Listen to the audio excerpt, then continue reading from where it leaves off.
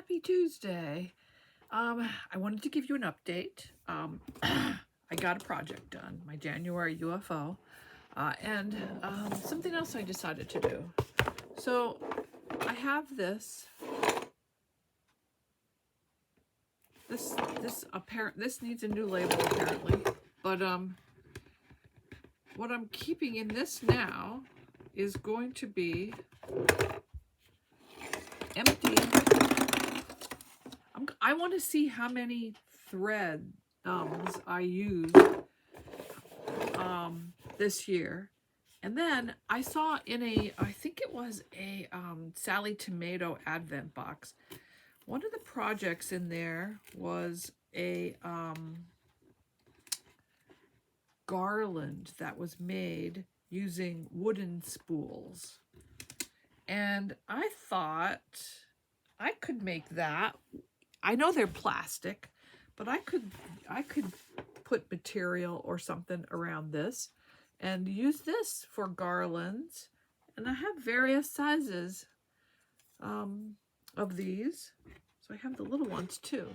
So I'm thinking I'm going to collect these, and then next year I'm going to use them and make some garlands to decorate my sewing room with. I think that's going to be a great idea. So that's what this is going to be for, is to collect my thread spools. So I wanted to share that with you because I'm kind of looking forward to that. Otherwise those get thrown in the garbage, and I can use them. I mean, what's better than reusing things? I love it. So I'm going to find a use for that. I'm going to make garlands to decorate my sewing-themed sewing room. I also wanted to show you that I got done with my January UFO project, that I'm doing the UFO challenge with Crazy Moose Fabrics. And so I've already sent the pictures, my finished pictures, and then I will be put in her drawing for a winner for January. But this is my finished project. Got the binding on. This is the back side. This fabric came from my stash. I just did line quilting on it, straight line quilting. I enjoyed that. I really enjoyed that. So what I had problems with this was, and I could have stopped and fixed it, but I didn't, was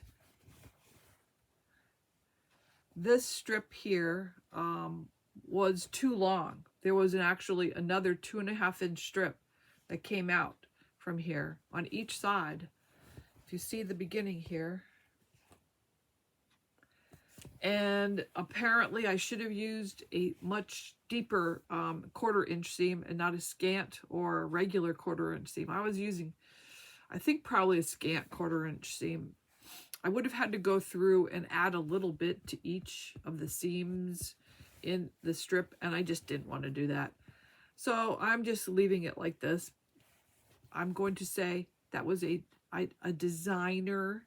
I designed it. I changed my design. So there. Also, for anybody who's doing this, it has this pattern it was from Creative Notions, and it was in one of the boxes. This strip right here on the border, this white strip, the measurement's wrong. So you need to correct that. So once you get done with making the center part, do not cut that out ahead of time. Because there's not a lot of material left over. If you do, well, you'll just have to cut, you know what, it won't matter because you'll just have to cut it down to size. Because there was enough material for that. Because she has you cutting that longer. I think it's more cut this actual width, but that's not what you're doing. And the picture shows you sewing this on like this. And the length for this piece, outer border, is correct, 40 inches. So you're cutting that 40 inches. And this you're cutting for the entire width. So anyway, that's the mistake that's in the pattern. So if you have this and you're making it, double check your double check your this strip when you get it done. You might have to make some, if you want to have that extra 2.5 inch block on there, you're going to have to make probably some adjustments to your stitch width, or make your stitches, I mean, a real 1/4 inch. So, so that's my advice for making that project. And all the fabric for the top and binding was included. This is all I have left for the binding.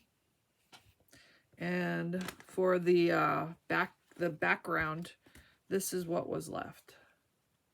So, and then because I had 2 extras that I took off, there was also 2 extras in the Moda charm pack. So that's what I have for leftover fabrics from that project. So it's pretty good as far as what you are given for doing the project. I have it now listed in, this is my 2026 project notebook. I have in here, somebody had given me, Susan, I believe, gave me this website for stitching, slow stitching. So as a resource, rsnstitchbank.org. So I have that in here so I can reference it when I need it. And I have this first project done. This is what my January is looking like for starts and finishes and what I have going on. I have my first page made. I put with this project that's finished, so first project, page 1. I have this here, so I'm putting the pattern in here. I do not anticipate making it again, but I've made my corrections on the pattern, and I have it in here if I decide that I do want to make it again, because it was just pretty much 1 sheet of paper printed front and back with the pattern. And I put the sample of the fabrics that were used in this. And then I have my picture, and I have details of the project up here. So that's my project notebook. And now, because of that, so I did over an hour on that this week to finish the binding, because I was just watching TV and I decided to keep sewing till I got it done. So what I have next is quarter 1, my quarter 1 project with my UFO challenge. I can now start my quarterly project, which is spinners, and that's another Creative Notions pattern. So I sent this in to Crazy Moose with the photo for what it looks like for beginning this. And this is 56 by 56. It's called Spinners, and it uses 4 fabrics. And again, Vicki includes all the fabrics that you need for the front. So I will show you. You've probably seen this before, but I'll show you again. So all the background fabric is included. It's very nice cream fabric. And then these beautiful cardinals. And this is Marshall Dry Goods is who does this fabric, and this is called Christmas Cardinals Red. Christmas Cardinals Red. This one I think is Holly Jolly Light Green.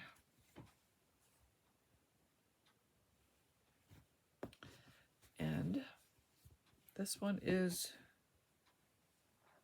Christmas Blooms Green. So that's my quarterly project. I have done the UFO challenge for this week for an hour, so I will not be working on that this week. Instead of, I will start working on this an hour a week next week. So that project is getting set aside, and I am continuing with my other projects. I did, maybe 45 minutes on my loom last night, also while I was watching a movie. And so that's where I am on the loom. those are the only 2 projects that I've done so far this week. So I wanted to give you that update on that since it is a finish. So I could give that to you.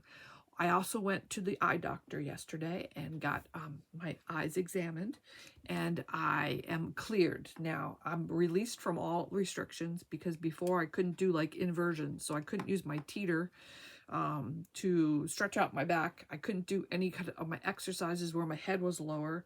Everything's healed great. What was funny was my eye doctor was making these noises, like when she was looking in my eye, she was like, oh. And I was like, what? And she said, it's just Dr. Harris's incisions are so beautiful. She does such good work and everything looks so nice in there. And she said, because I've seen some cataract surgeries afterwards where I'm like, oh, it'll get better eventually. It was like, oh my gosh. Well, I'm really happy you referred me to Dr. Harris.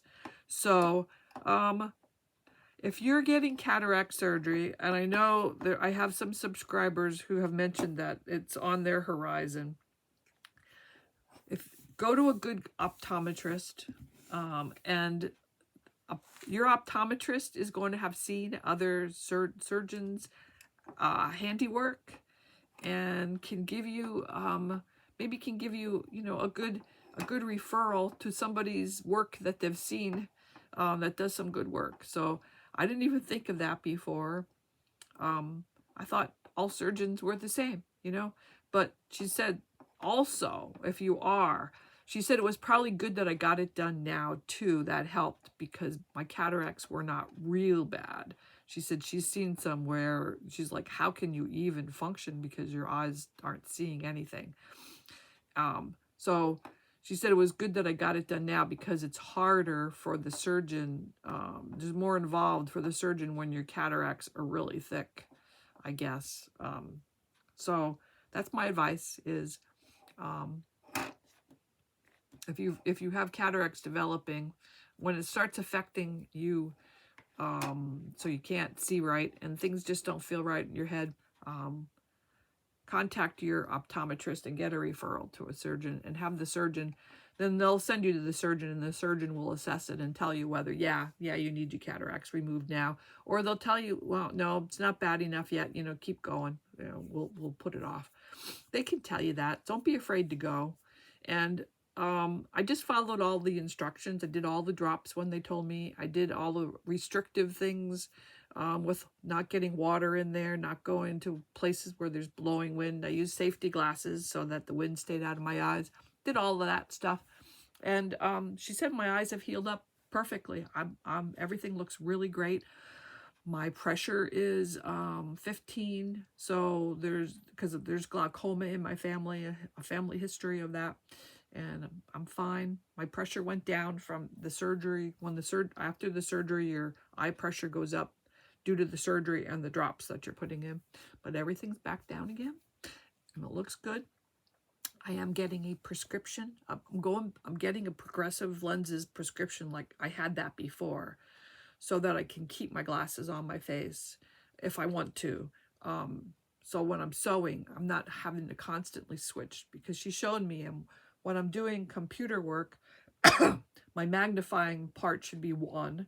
When I'm doing reading, it needs to be 2. There was a big difference between how I was seeing with, if I had 2 on and I was looking at the computer screen, everything looked a little blurry. If I would have used 1 to try and read, that didn't look good either. So my progressive lenses is going to take that into account, I guess. And so I just got those ordered today, and should be another 2 weeks, maybe sooner, before I get those lenses. I'm using my old frames, which were only 1.5 years old, and I liked them.